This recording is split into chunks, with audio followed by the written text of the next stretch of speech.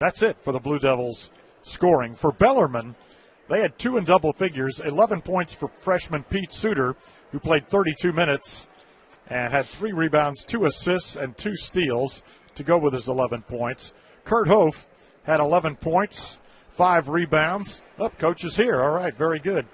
We'll interrupt our numbers here and get to the D. Scott Neal coach's interview with Coach Davenport. And we'll get him squared away here and do that here in just a second. Again, the coach's interview presented by D. Scott Neal, proud partner of Bellarmine Athletics. And we'll get Scott located here with a chair. It's cramped quarters up here in the press box, but we'll get Coach squared away here and get him settled. And, Mark and I talked, here wrapping things up, Coach, and it was that 16-2 run there midway in the first half. Really turned out to be the ball game. After that, Bellarmine battled on even terms with Duke, more or less. If you want to talk about the game's decided on second chance points.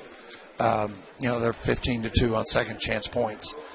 You pick your poison. Yeah, they made 14 out of 35 threes, but that's not what this game's about. I told the team after the game, if I could bring in Coach K, Roy Williams, we could get everybody in this area. We could go back and get Coach Crum. We could get Coach Tina. We could get them all. And we could not simulate that in a practice. In this atmosphere, if you brought in 20 Hall of Fame coaches. And the reason those players deserve so much credit, there wasn't 1 ounce of one possession of quit in them. If you were in those huddles, it was a battle, and it was a battle every possession. And this made us better. If you notice, 2/3 of the way through the second half, of those 6 talented freshmen, only had 1 in the game. They'd kind of gone with a veteran squad then. So we kind of had them doing different things. But I'll tell you, there's so many learning situations. We're down a man without Alec. Mm-hmm. Nick is getting back. Ben is – what you can understand about Ben Johnson, he's played 5 games in his career, and he was – he missed so much after he got hurt in practice. He missed a good 2.5 weeks. This thing – look how far Abash Whelan's coming. Kurt Hof sent more head on. Kurt Hof has battled these guys. LT, new in this program, Game 5. There's every reason in the world to be excited. The atmosphere, the treatment here is second to none. And then you add in these people that have supported us on this trip. Mm-hmm. It's unbelievable. We talked about them a lot. Yep, sure did. You mentioned Alec. He didn't play in the second half. Was it just something that is whatever it is that's bothering him? He tried to go. We held him out Saturday. We held him out yesterday and just tried to go some. I thought maybe. And I was very upfront with him. I said, maybe the adrenaline gets going and it's Cameron and you're going to try to give it a go. And he said, yeah, Coach, I want to give it a go. Drew Comer dressed tonight at his choice. He's having surgery December 21st. He did that just to go through this experience with no chance because he hadn't practiced. Right. He just wanted to be a part of this team. Now, my talk to this team after the game was this – from the moment we started our pregame shooting to the moment we ran through that door, that was a program. That's what a basketball program, in my opinion, is supposed to look like. The moment we were in our shooting till we ran off that court. Every time out, every halftime, the coaches, it was unbelievable if you were in those huddles. That is what a program is about. They cared for each other tonight. In a phenomenal way, and it does nothing but excite us about what's getting ready to happen. Yeah, Coach, what you had to do to game plan for this, and only had a couple of days to do it, you're never going to have to plan like that again because of this team's size and speed. And I thought your guys carried it out, to perfect. Yeah, we clarified some things, how we were going to play things, and they transferred to the game. That's a great point, Mark. They did, absolutely. 8-point game at halftime. They outscored 9 in the second half. So both halves are relatively easy. But again, the fight that we displayed, and there's so many learning situations where there was just moments. A stare down, we give up a 3. Then we shoot a quick three. The offense, the second chance points.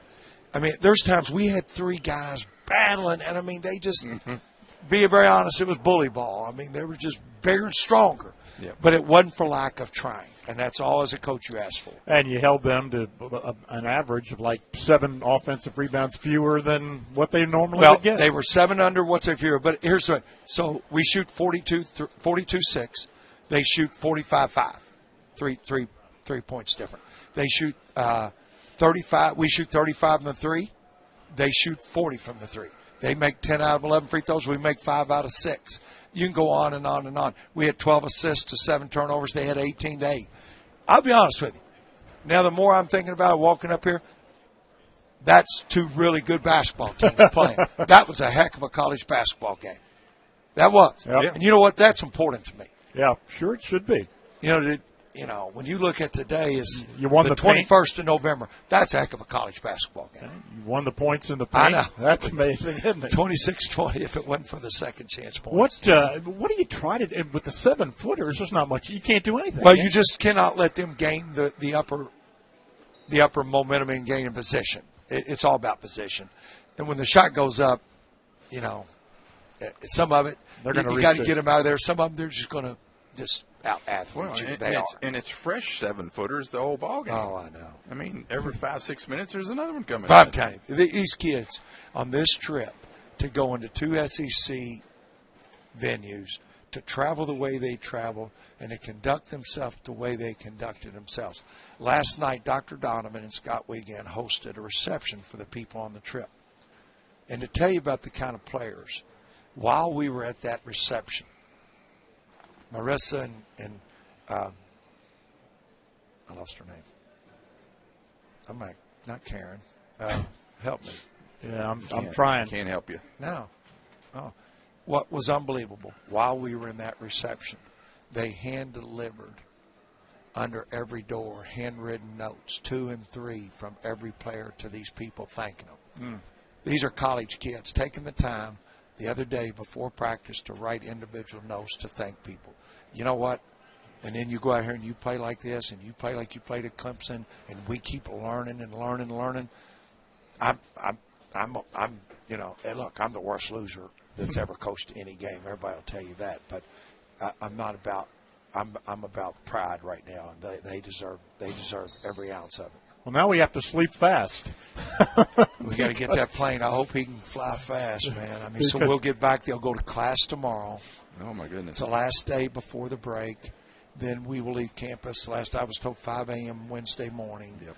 And then what we're going to do Wednesday afternoon is put them through 2 groups individual instruction just to kind of get acclimated to the time, have a great Thanksgiving with everybody, and then, you know, in this basketball family, and then play at 3 o'clock Louisville time, noon on the West Coast time on Friday, and then 4 o'clock on Sunday. Right. Marymount, of course, you played last year, and they beat Wake Forest the other day. They're going to shoot 30 to 35 threes. I tell you right now. We already talked about it in the locker room. And we just saw 35 shot tonight. Yeah, that's going to. Well, they may shoot 45. So rebounding again and second chance points and all of that will be no question. And you know, well, we had some good looks. I mean, we had some good looks, and you know, I know this. Coach Shire was very, very, very complimentary.